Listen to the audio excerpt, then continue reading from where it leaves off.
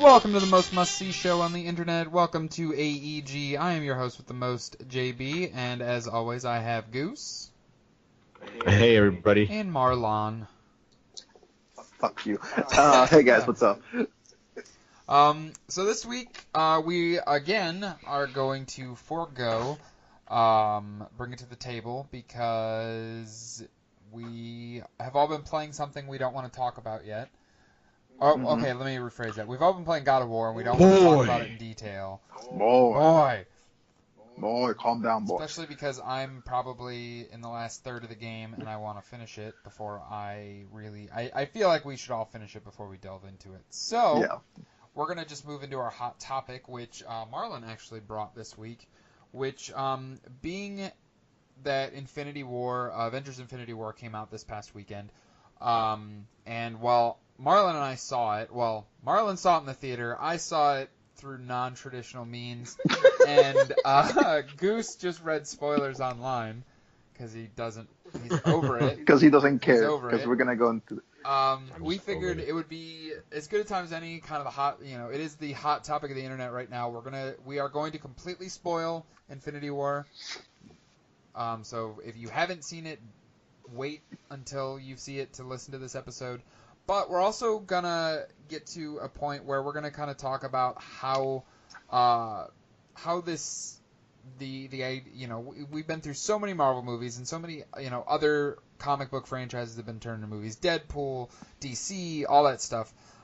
We've seen it. X-Men. We've seen it go through. And has that fatigue? Because I know there are some of us in this show that feel fatigue on it. Yeah. It is I. Yes. Has that affected your excitement for superhero video games? I know we don't get a lot of them, but there is a big one coming out in September. Spider-Man from Sony and Insomniac is coming out, and I could not be more excited. But I feel like they have a different correlation. So we'll let, as always, Goose be our leadoff man. If you want to go ahead and discuss your thoughts, Goose, shut us down. Yeah, we'll see how many strikes we could sell. So basically, the way this sort of started was that on the chat we were talking about Infinity War, and I mentioned how I was sort of over the superhero film genre, and I spoiled it for myself. I literally got on Wikipedia, and I said, you know what, I'm going to prove it. I don't care about this film. I'll watch it eventually, but I'm just over it. I'm over not only Avengers as a whole or any Marvel movie, but just superhero films in general. So I literally sat down. I took 15 to 20 minutes, and I read through the Wikipedia plot point and how it all broke down. And suffice to say, I was disappointed by what I read.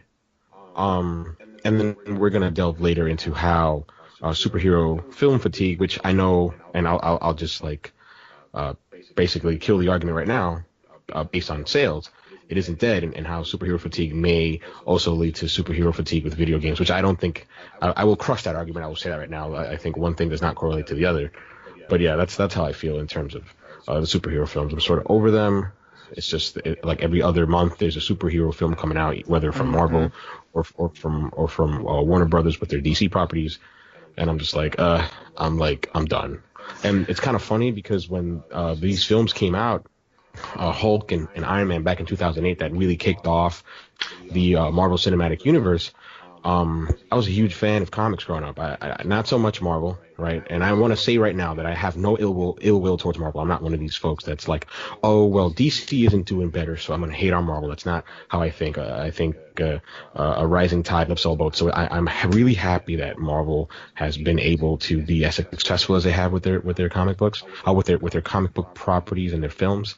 I also want to say real quick, and please guys feel free to cut me off because I know I'm rambling here, but I just want to get this point across. I was going to let you just kind of get your thoughts out, because I somewhat agree with you, but continue.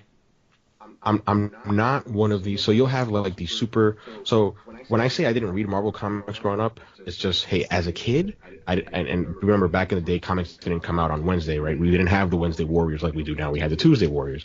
I Comic know. books came out on Tuesday, and as a kid, I was very invested in DC properties. I love Batman, Superman, and all the quirky stuff that they did, Wonder Woman, and those are the that's the Trinity. That's who you talk about right away. But you have lesser known characters like Flash and Green Lantern and Aquaman. Yes, Aquaman is actually fun to read. But as an adult, even as a teenager, when I had a little bit more disposable income, I also read Marvel comic books. So it's not like my background is just DC. It's just what I preferred as a kid. And it's very important. I'm not one of these uber nerdy fans who lords over what they like and says, hey, because I liked it first or because I like the original content in the comic books means that you're inferior or you're less or you're some sort of fair weather fan because, you just like the films. I don't think like that either. I just want to get that out of the way. My point is just when it comes to superhero films, I am just done. And I'll leave it at that. Okay. I kind of want to step in here if that's okay, Marlon. Go ahead, by all means, man. So I am kind of in the same boat as Goose. I did not grow up reading comics whatsoever. It was just not. It was not who I was as a kid. I just didn't. I didn't really get into comic book movies until the Marvel Cinematic Universe. Honestly, if I really think about it. So I mean, it's only been about what was it 10 years? 10 years, yeah.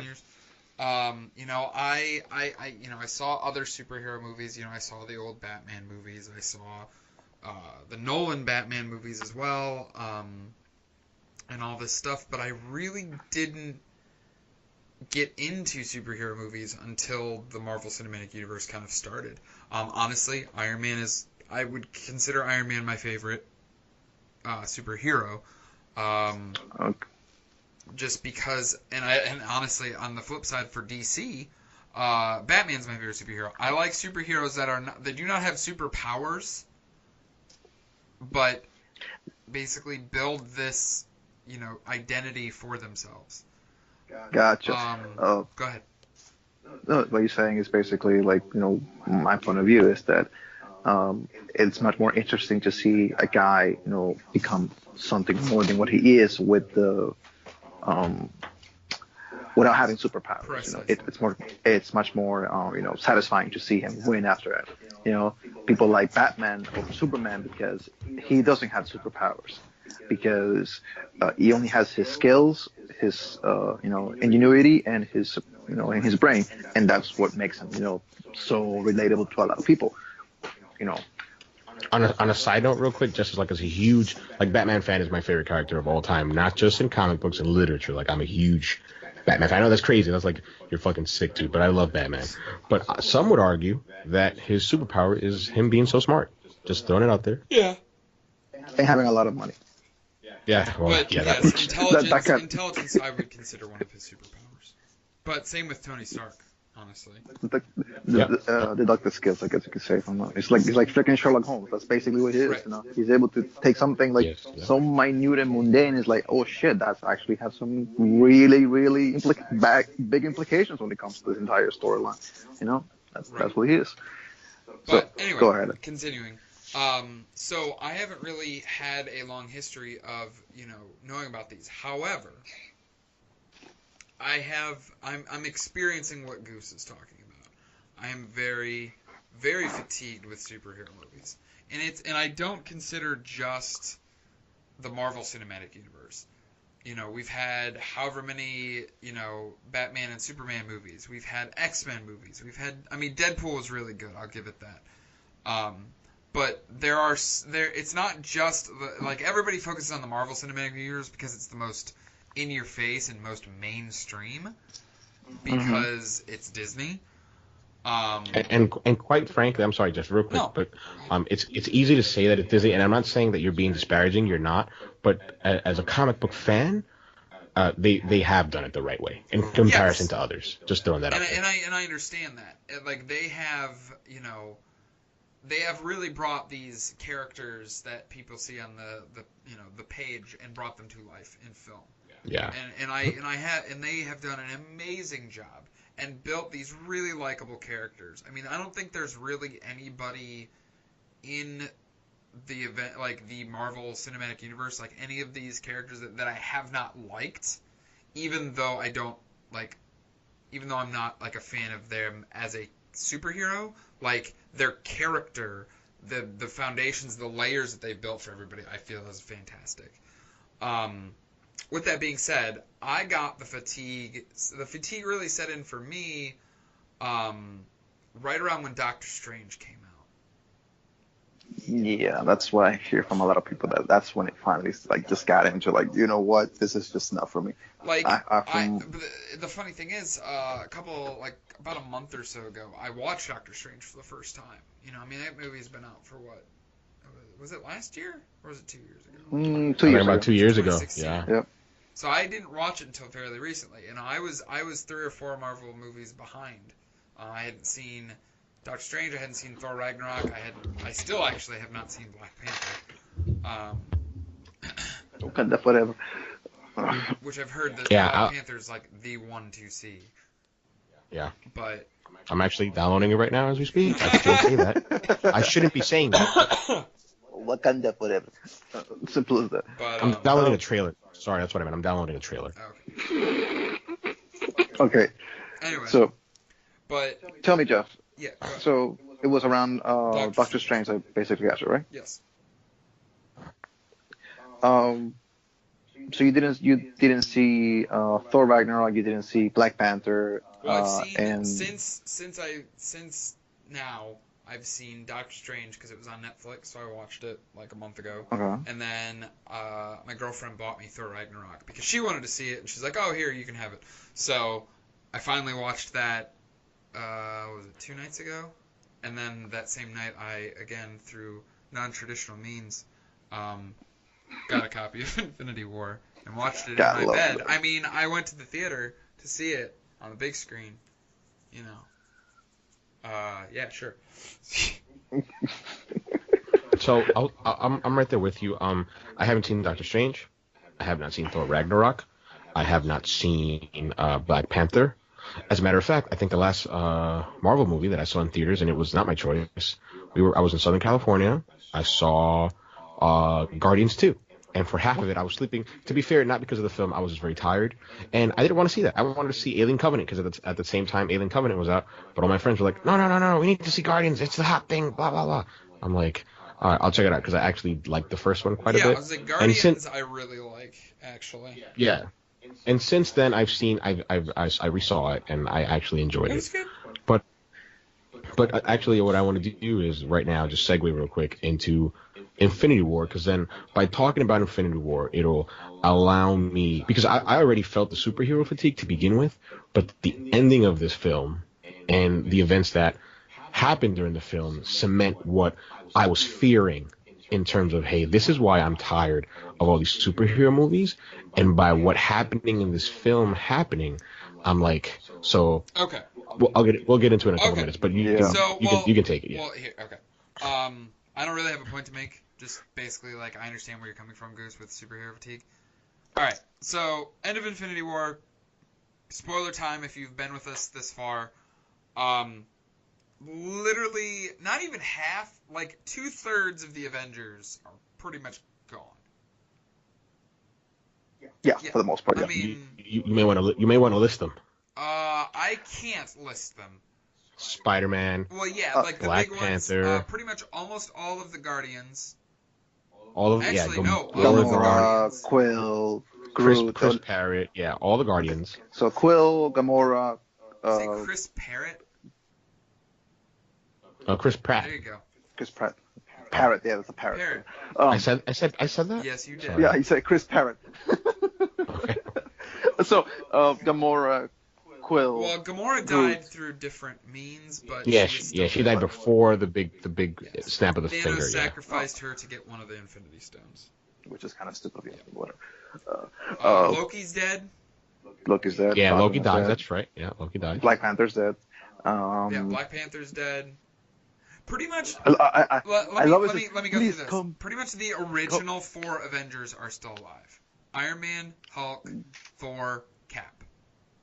Which everybody thought Chris Evans, Captain America, was going to pass away. I certainly thought he was going to pass away, especially with all the promotional material and how Bucky was such. Oh, Bucky dies as well. Bucky dies. And the promotional material and how prominent Bucky was in all of it. And I'm like, well, that's an Ed Brubaker storyline. That's the death of Captain America. That may happen. Bucky So I was, place, and it didn't.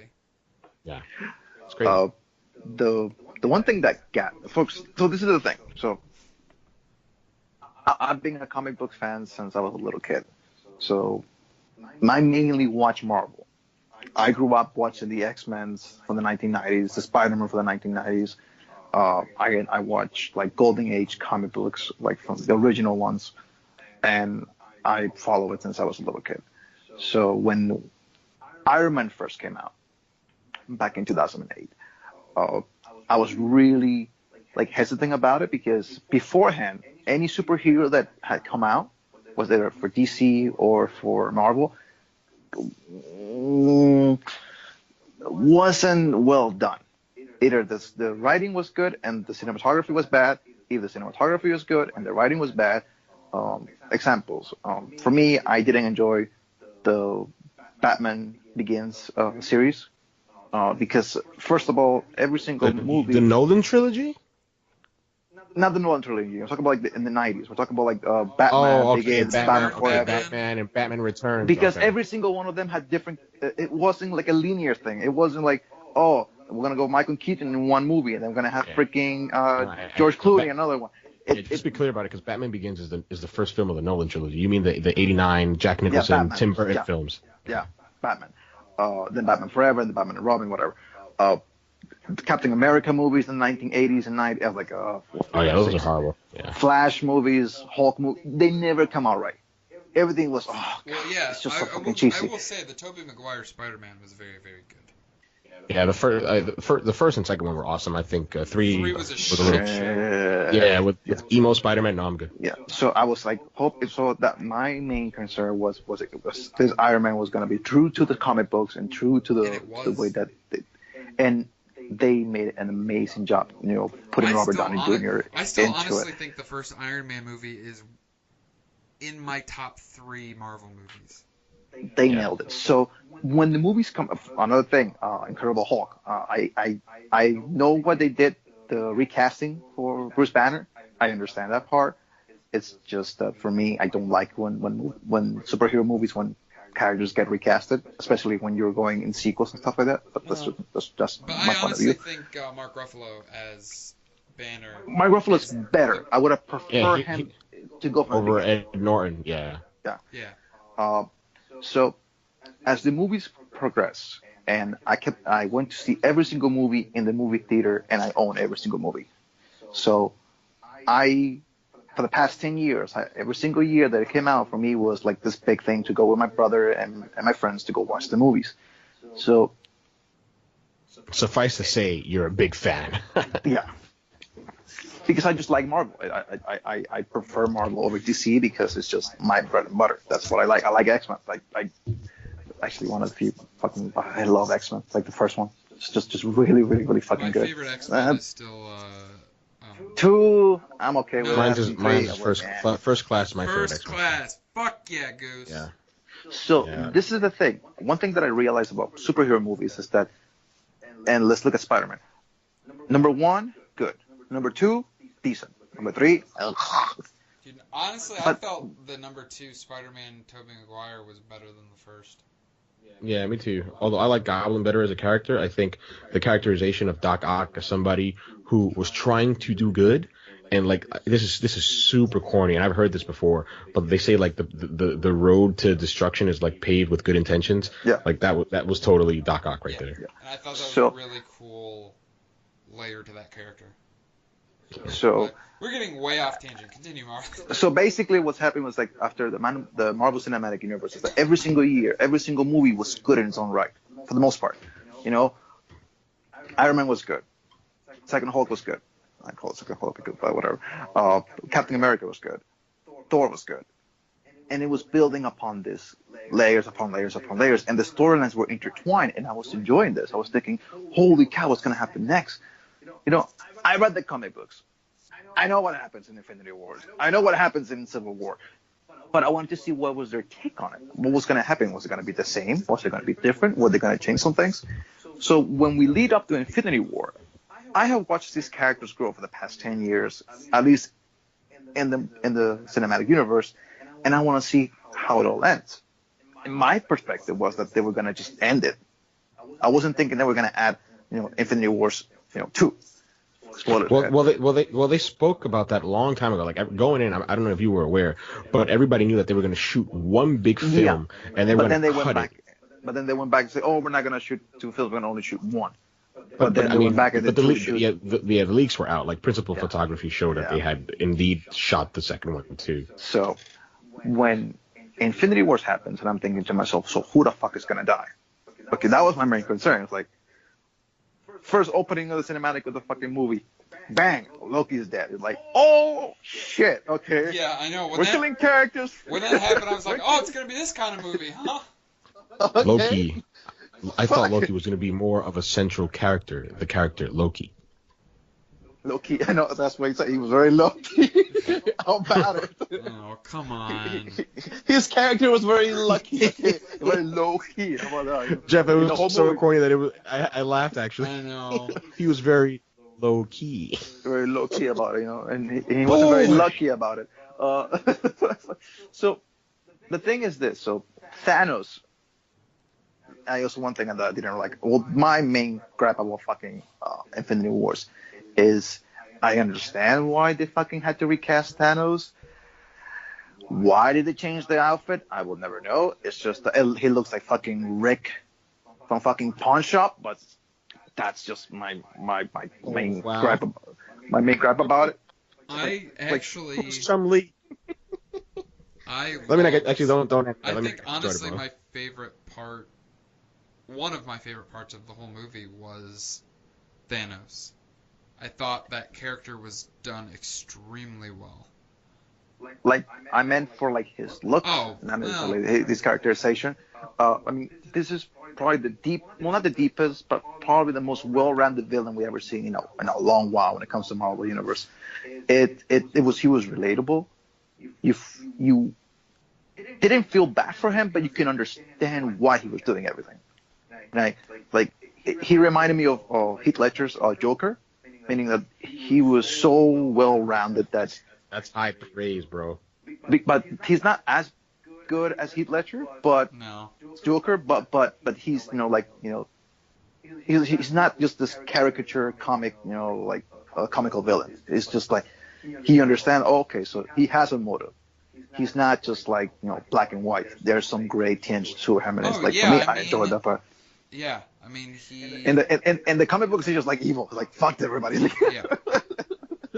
But in the movie, there are shades of gray. I understand where you're coming from there. So when I saw that, this is probably the funniest part for me in the movie, and I'll ask Jeff to see what was your funniest part, because my funniest part was Thor getting out from the table with the Guardians of the Galaxy after they pick him up. And fucking Chris Pratt is just like, hey, I also have a lot. And he's like, and everybody's like, did you change your voice? Like, yeah, are you mocking me, motherfucker? I was laughing my head out, dude. It's like Chris Pratt. Honestly, my favorite line was Stark when he's like, yeah, well, I thought I would lay off dairy, but then they made a Ben & Jerry's flavor for me. And then like he's like, wait a minute, you have your own ice cream flavor? And then I can't remember who it was, but then they're like, yeah, the Hulk one's actually better or something like that. Just like actually, I was laughing my head off. I'm glad you mentioned that, because I can piggyback off that by saying that's one of the great things that Kevin Feige over at Marvel has done, and just because of the nature of how Marvel works, where they don't take, like, for example, like in the DC universe, you don't have a New York. You don't, like, New York is Gotham, and out in the West Coast you have Coast City, or sorry, Emerald City, where the Green Lantern's from. Right. So they're so as a reader and as a viewer, when you see New York, when you see Queens in Spider-Man, when you, like, for example, when I saw Spider-Man, I'm like, oh, that's Franklin K. Lane. That's a super ghetto ass high school that people used to get murdered in that high school in real life, and now they've turned it into like this nice preppy school. I'm like, okay, that works, but I know that real school. So there's this grounding with the Marvel universe that you don't get with DC. So that's really, like, that's kudos to Marvel. But just going on to the fatigue real quick. Right. So go ahead, I'm glad that you guys spoke about. So I'm glad that Marlon talked about what he talked about in terms of, hey, they've been building this moment up for me for 10 years. They have. I mean, I will wholeheartily agree with that. And that's the thing. And like, if you grew up with, well, I guess grew up with this, but like, if you follow this thing from the beginning, for you, this is like, oh shit moment. But for somebody, for example, like you skip and you started watching all of them back to back, like in a very short span, I can see the fatigue coming. I can see where it's like, oh shit, this is way too much for me, because this movie just came out, and then this one I have to deal with this shit, then I have to go watch that one, and if I don't watch that one, then I have to go watch the other one, and if I don't watch that one, I'm not gonna understand the next one. I understand where the fatigue comes from, and I understand where you're like, I'm done. Have a nice day. I'm dropping the ball. I'm going home. Yeah, I think for somebody who falls under that, I could see, because you'd literally be fatigued. I mean, AMC over here in New York, in the city on 34th, they had a 31-hour marathon where they played Hulk all the way up until the beginning of Avengers Infinity War, which is crazy. I don't know who would do that. That's bananas. Like, people were planning around which movies they were going to sleep around. Yeah. That's fucking nuts. That's nuts. But see, I don't think I fall into that category, because I saw Iron Man. Like, I've seen every Marvel film in the theaters except for the ones that I haven't seen, which I mentioned, Thor Ragnarok. I actually saw Thor the Dark World in theaters, but I didn't see Thor Ragnarok, Black Panther, Doctor Strange. So those I haven't seen. I haven't seen Avengers Infinity War. Oh, I didn't see Age of Ultron either. And Marlon's right in that after a while, it feels like a chore. You're like, oh, I need to watch this one, I need to watch that one, I need to watch this one in order to understand what that one is, and it's just like such a tall order. With it is, it's like, they've been building to this moment of Thanos arriving in Infinity War, but then it's like, oh, this is Thor number 3, where he's gonna go do this thing, but there's still this looming terror threat over here. It's almost like, this is gonna sound super weird, but it's almost like side quests in video games. Yeah. Where it's I have this main story beat that I really want to get to, but I'm the guy like Marlon in God of War, and I'm gonna do all the collectibles before I get to the next story. Like, So wait a minute. I just want to finish my thought real quick. Sorry, go ahead. So no, you're fine. Cause I just want to get it out, because in credit to Marvel, they have done, and Marlon says he's a comic book reader since he was a kid, so I'm pretty sure that he understands this reference. But credit to Marvel, they have done with the films what you do with comics. So, I mean, I'll be honest, I haven't read comics religiously since I moved back home, since like 2013. So up until then, I would read comics every week. Every time they would come out, I would read them. I would read the trades. I would read them digitally. And Marlon's familiar with the summer blockbuster when it comes to comic books. And they've done this with the films, where, hey, we have this ongoing thread that eventually led up to Avengers Infinity War, right? But in the meantime, we have all these little side threads, and they're just as important. And hey, you don't have to experience them, but if you do, right, it'll make your experience that much better. Right. And they've done that perfectly. They've done that perfectly. Okay. To be fair to them, they've done it great. Me personally, I'm just tired of it. That's the part. Because that's the part that fatigued me. That's why I kind of stopped. Exactly, and that's what. And I'm gonna bring this not to a close, but I'm gonna bring it around. That's what fatigued me as a comic book reader, because I would read, and I'm going to use DC as a reference. I'm going to use, I don't know if you were a Marvel guy, so I don't know whether you read this, but a couple years back, I think 2006, 2007, Jeff Johns.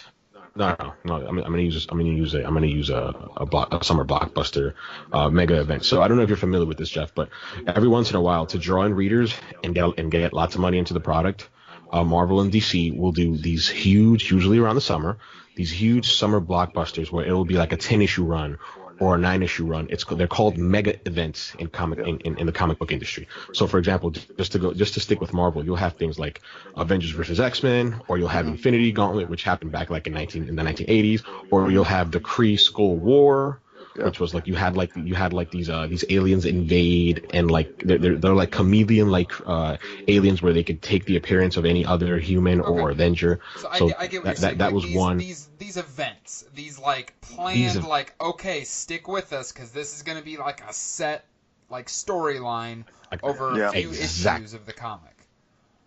So when I read on Wikipedia the ending of Avengers Infinity War, I'm like, oh no, they're doing what they do with the comic books for years with these films, and the casual viewer they're not set up for that. And maybe they love it because, and not maybe they do, because they're paying out the wazoo. These movies are making $1 billion, like Black Panther made 1.5 billion. This movie will certainly make $1 billion. Captain America, Iron Man 3, they all make billions. These are very successful movies. So the fatigue isn't there in terms of the mass consumer, because they're ready to soak these in. But what I'm trying to get at is, and I told this to Marlon on the chat, I was like, these deaths mean nothing. Yeah. And just like in the comic books, they meant nothing. Like people, in the comic book industry, like a lot of them, like we're jaded. Like a lot of the comic book readers are jaded. They're like, yeah, it's a big event. Who cares? Yeah, we'll read it because we're fans. But this event means nothing because Batman dies. Oh yeah, he'll be back in a couple weeks. Yeah, they'll have another. So these big events, they don't have any impact on the overall. So I'll give you 2 examples. Sometimes they do, and sometimes they don't. I'll give you 2 big examples of when they did. So, Jeff, are you familiar with DC, in particular Flash or Green Lantern? No. Okay, so I'll explain it real quick. So, like if you ask any like comic book fan or any person who's a fan of Green Lantern, they will have a different Green Lantern will be of their generation. So when I was growing up, they had taken away Hal Jordan. Hal Jordan was the Green Lantern, like in my mom's generation and my dad's generation. For like the longest time. For the longest time. And DC put him away like for good. They're like, we're going to shelve this character, and a new Green Lantern will take his place. And for my generation, that was Kyle Rayner. For example, my nephew's generation, it was John Stewart, right? It's different Green Lanterns. But he was gone. Like, he was gone for like 15 plus years. Everybody was like, is he coming back? Is he coming back? And they finally brought him back. But there was a weight to it when he came back. He didn't come back 3 weeks later. Another example would be Flash. Like, again, my Flash wasn't Barry Allen. Like, everybody's Flash is Barry Allen. That's not my Flash. My Flash was Wally West, who was the nephew of Iris West, who was Barry's girlfriend. He was the one that took the mantle after Barry got sucked into the Speed Force, which is super nerdy shit you don't need to know about. Okay. But nowadays, especially when it comes to, like, for example, like Death of Superman, and that's pretty big, so I'm pretty sure you know that. Like, it was in the early 90s, but like that's super huge. Then there was Batman Rest in Peace. They killed these characters, and in less than 2 months, they were back again. Not only just back, but with another super mega size event that you needed to buy into in order to get the story. Gotcha. And what I'm getting at here, when I read all these characters dying on Infinity War, I'm like, they're doing this. It's the same fucking playbook. These deaths mean nothing. These characters will be back, and technically they will be back. I mean, Sebastian Stan, who plays Bucky, like, even though he died, he still has 2 more feature-length films in his Marvel deal. Right. How will this guy not be back? Right, and that's what I was gonna, like. They've already announced a Guardians 3. They've already announced a new Spider-Man Homecoming. They've already announced the stuff. Like, they've already, like, Marvel has been like, here's this stuff that we're gonna be making over the next, couple of years. And it's like, okay, well, you just killed off that person in front of me, but now you're gonna tell me that they have their own movie? What are you gonna do? Recast them? Like, that's the thing. That's my point. I'm like, how can you defend that? Right. You can't. You can't defend that because it just makes their deaths cheap. It just makes it seem like we invested all this time and time and money in this character, and when we see him die, we're like, oh shit, right? He died. And well, I then, was reading. 3 weeks. I was reading. I can't remember who. I think it was IGN that posted the article, but they did an interview with the who's the brothers that directed? Oh my God, Russo brothers. Russo brothers that directed Infinity War, and they're like, basically they're like, the ending that you saw in Infinity War can be reversed, but at I think they said an extremely high cost. So yes, there probably are some characters that don't have, upcoming announced movie deals that are probably going to stay dead. Yeah. I don't want to ruin. I mean, if Marlon read Infinity Gauntlet, he'll know. So I won't spoil it for you, Jeff. If they decide to go this route. But in the event, in the event of Infinity Gauntlet that led to Infinity War, these characters come back thanks to a certain character. Is it because of the Soul Stone? I don't remember the event actually. I don't, because my thing is, if they follow the comic book and I tell you what happens in the comic book, I'll spoil it for you. All I will say is this: has something. You don't care? Don't care. Okay, so in Infinity Gauntlet, you know Gamora's sister? Nebula, yeah. Nebula, yeah. So she can somehow reverse what Thanos did. And all the characters that die in Infinity Gauntlet in the comic book, she's able to bring them back. Okay. That's how they come back. Like, that's magic. I mean, in the comic book, it's much cooler, right? I'm not doing it justice, but that's the gist of it. That's how they come back. The funny thing about it is like the whole Soul Stone thing was like I know they're not following the Infinity Gauntlet comic book storyline to the T, which is I'm okay with that. For me, it's the fact that they didn't follow it to the T, but they still follow the core storyline of Infinity Gauntlet, is what I enjoyed. Right. Because I thought they were gonna fuck it up, and finally seeing the final credits rolled in and seeing Nick Fury paging Miss Marvel, Captain Marvel for everybody in the fucking theater, I was like hype. But everybody in the theater was like, "What the fuck just happened?" When we were getting out from the movie theater, it felt like we were just walking through a funeral procession. Nobody clapped. Nobody laughed. Everybody was just stunned. There was silence. So for me, I was like, okay, the bad guy wins. Thank you for once. But then I go online, I'm thinking, wow, they kill everybody. Oh my God, I can't believe they did this, But then I'm reading, like, yeah, like they have to kill him because they follow the fucking storyline. And, and in the movie, you even get a huge hint in the movie that this is supposed to happen the way it's supposed to happen. Doctor Strange tells you, I've seen 14.000 million outcomes. And we've only won one of them. Wanting one. So, he's following the one where they want. So, right. It's telegraphed. Yeah, I mean, there's a reason why. And the thing that I was reading, I was listening to a review of it, and they were talking, and he's like, it's fine for us adults that kind of knew what was going to happen. Like, we knew characters were going to die. What if you're like a kid that doesn't understand, like, and you see Spider-Man like literally crying for help to Tony Stark, like, on the screen, like, how traumatizing is that for you as a child? If I was a little kid nowadays, I'd probably be traumatized. But since I grew up in the 90s, where fucking Venom and fucking Spawn was in the comic book, not traumatized at all. That's fair. But it's funny, because now that I think, that's one thing that I don't. Besides the second Nolan movie for Batman, I don't think we have seen a really, truly gritty superhero movie. And I'm not counting the fucking, Netflix, movies like fucking, like an Luke Cage. Dark, gory, like, yeah, we haven't seen that one. Deadpool's kind of like over the top gory though. The reason I don't see Deadpool as that, I see more Deadpool as a comedy. It's because of the way that his nature is. He's supposed to break the fourth wall. He's supposed to.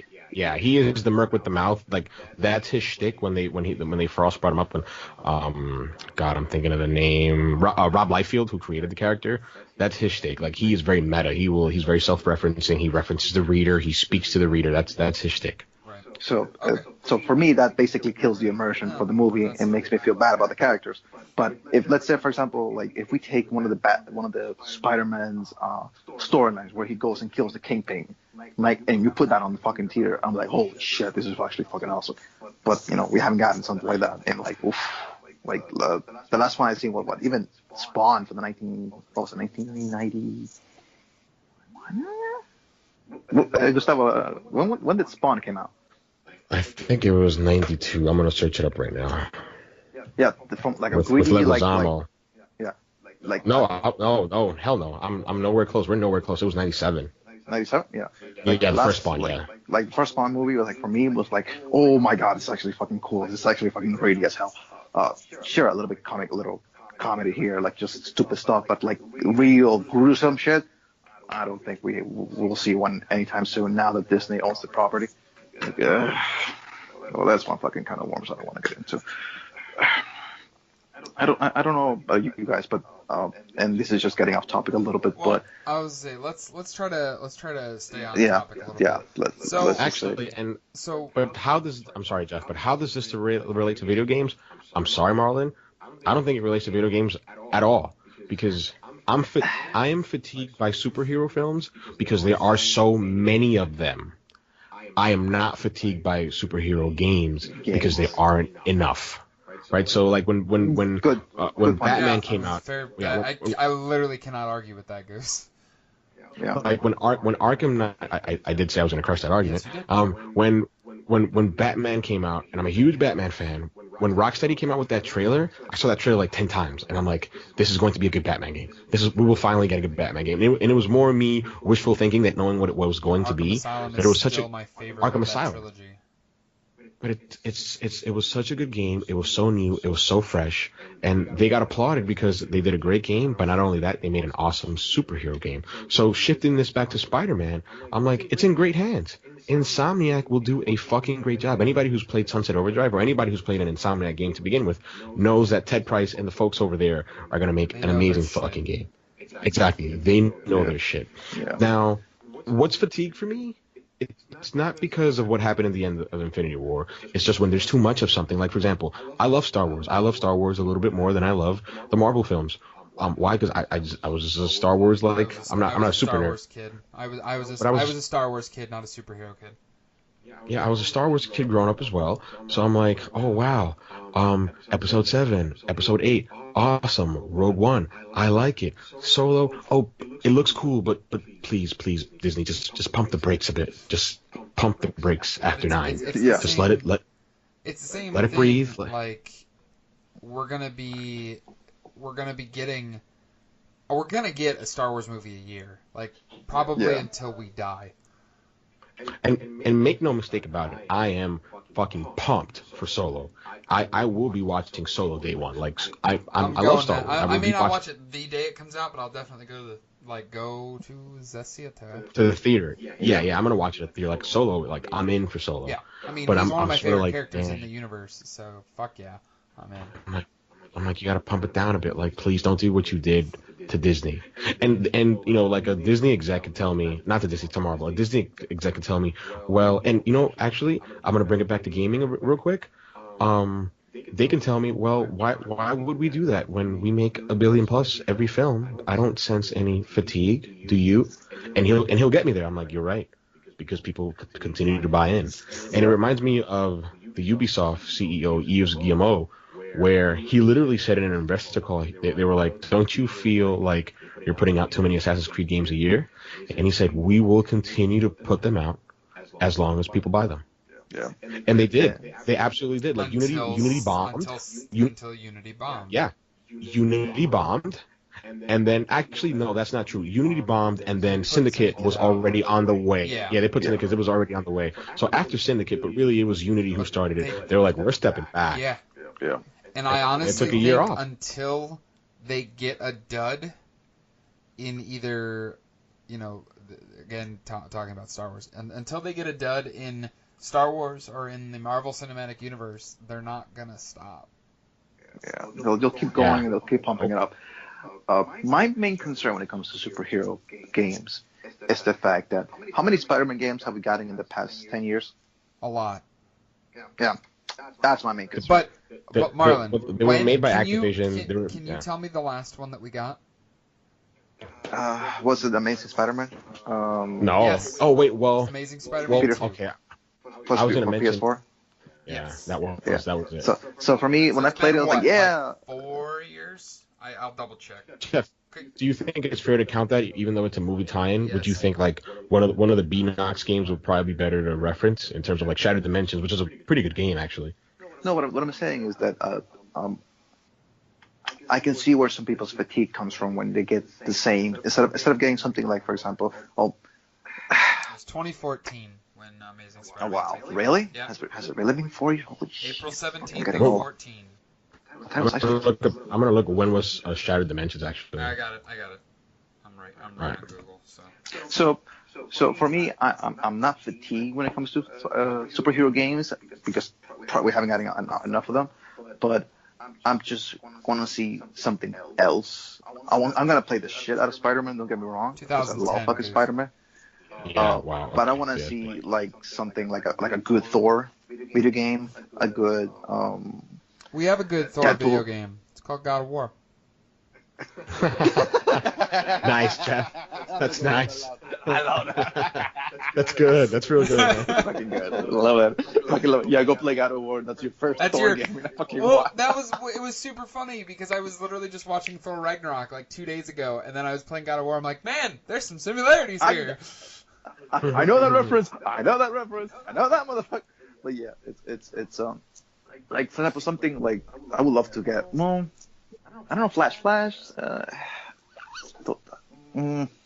The problem is there are very few. There are many things you could do, but there are very few properties that lend a good gameplay mechanic to a superhero name.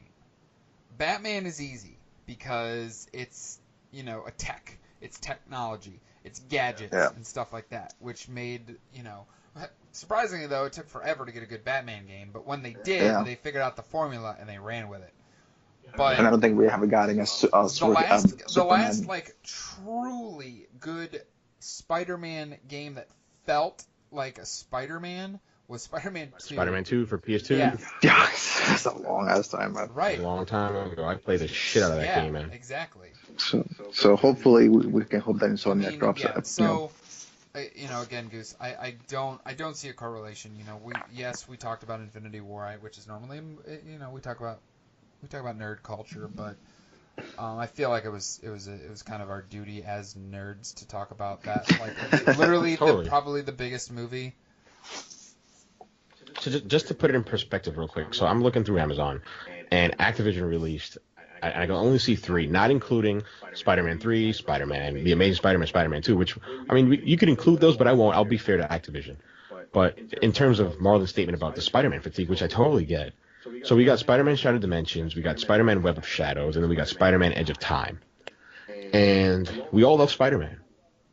And maybe some of you played all those games. I did not. But when was the... Exactly. I didn't play any. So my question... I have not played a Spider-Man game since Spider-Man 2.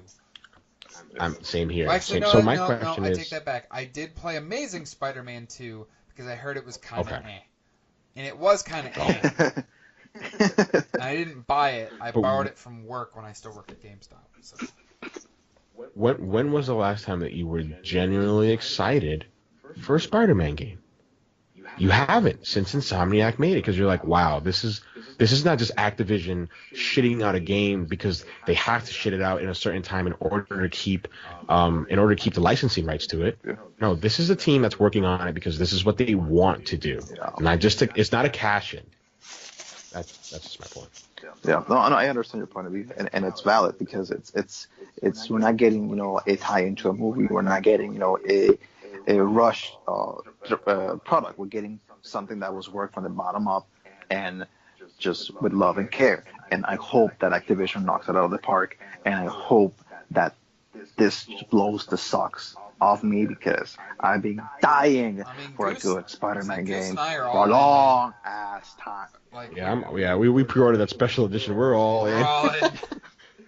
Like, I remember like when I was playing like the old Spider-Man Sega, where fucking Stanley starts out like, "Welcome, true believers," and I go, man, that takes me back. So I would love to see Stanley, have a part in this new Spider-Man game. Just the beginning. So I say, "Welcome, true believers," and just like, that just takes me back. But I think besides Spider-Man, I think I just want to see other superhero games that are, not as good as God of War, because I don't think we're going to be getting any video game that good in a while. Knock on Tomb Raider. I mean, I will say, like, I was infinitely more excited for Shadow of the Tomb Raider when I saw this trailer. Yeah. It's just not to go off on a tangent, but I'm gonna get it obviously because I want to play. I like Tomb Raider, but it didn't do anything for me. Like, for example, Rise of the Tomb Raider got me really pumped, even though it came out on Xbox first.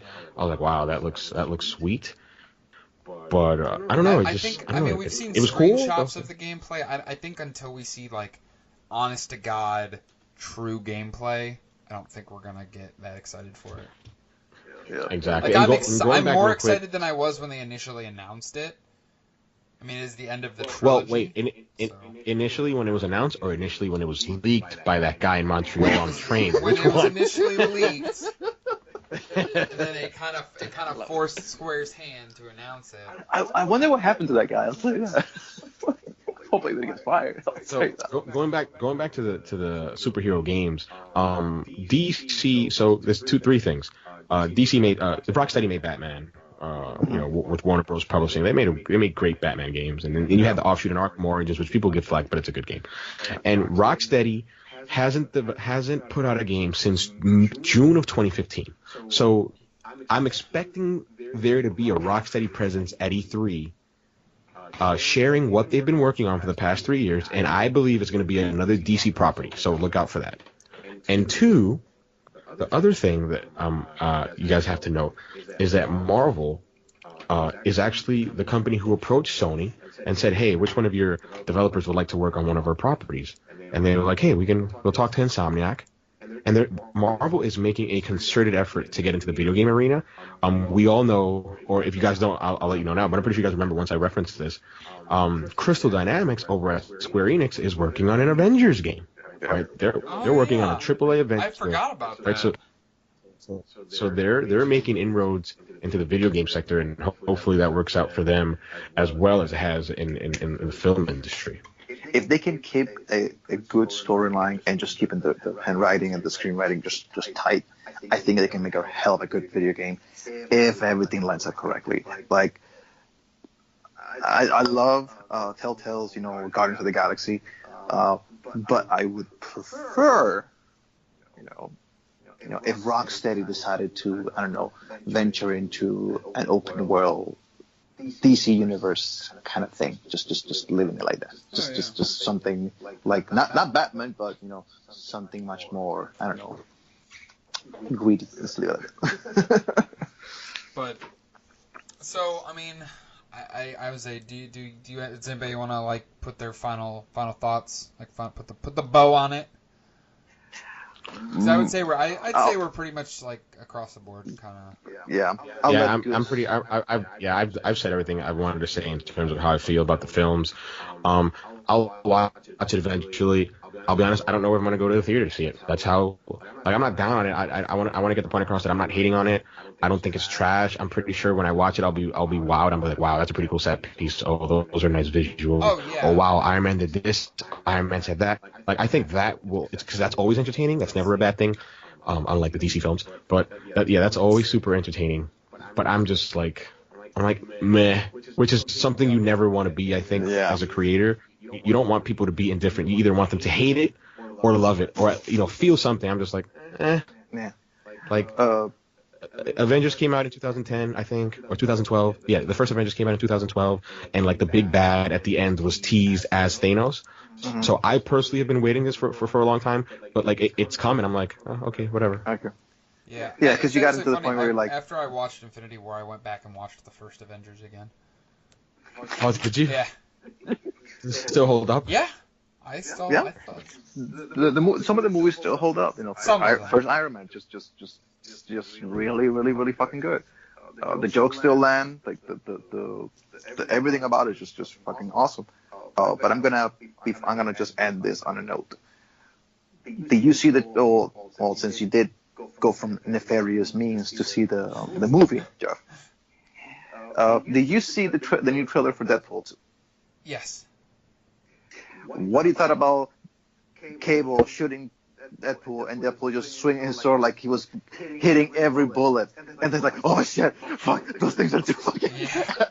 Like I was laughing. Like yeah, like it's certain things. Like I'm gonna go see Deadpool 2 in the theater probably, because as much as I am fatigued to an extent, like I agree with your point, Marlon. Deadpool doesn't feel like a superhero movie to me. It feels like a comedy set in a superhero universe. Which for me, I enjoy, and that's just my final take on it. I think my final take on this whole thing is I understand some people's point of view that they may be fatigued about superhero movies. Wholeheartedly agree with that. And I can understand that the superhero fatigue may lead up into like superhero video games. I don't see it that way. I see it as that like one thing is separate than the other one. Just because I am fatigued with Batman movies doesn't mean that I really want to play this new Batman game. Just because I'm fatigued of seeing Spider-Man get killed every fucking time, and then this just change between Ben Reilly and fucking Peter Parker and fucking clones here left and right. If you know what I'm talking about when it comes to the comic books. I really want to play a Spider-Man game. So, I can see the correlation, you'll get to play a Spider-Man game in September. Yep. And I will see Gustavo streaming that motherfucker because I want to see your take on how you fucking beat that shit. Actually, you guys are gonna just real quick. I've fallen back on my streams. Like, I'm so sorry, Jeff. Like, God of War has taken over my life. Like, it's unhealthy. But I'm thinking I want to make it up by streaming God of War. Forget about your fucking 169. I literally, I'm sitting here with my mouth, like, just, like, what?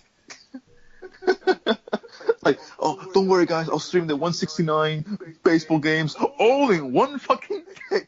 1 hour, 24 hours fucking stream of baseball. Catch up in a week. Catch up in 1 day, just 24 hours straight of baseball.